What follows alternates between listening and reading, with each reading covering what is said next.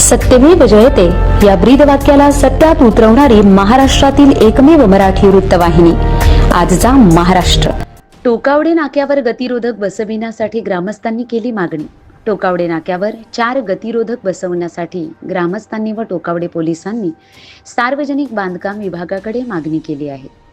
कल्याण नगर माळशेज हायवेवरील सर्वात मोठा नाका टोकावडे असून येथे शाळा, कॉलेज व महाविद्यालये, सरकारी दवाखाना, कार्यालय, पोलीस स्टेशन व तलाठी कार्यालय असे अनेक विभागांचे कार्यालय असून येथे शाळा, कॉलेजमधून हजारो विद्यार्थी दररोज ये-जा करत असतात।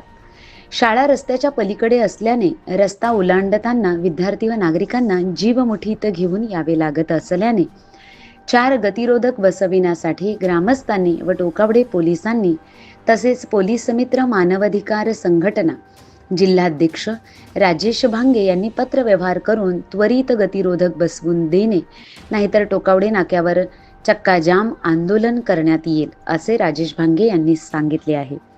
आजचा महाराष्ट्र मराठी न्यूज, राजेश भांगे, ठाणे।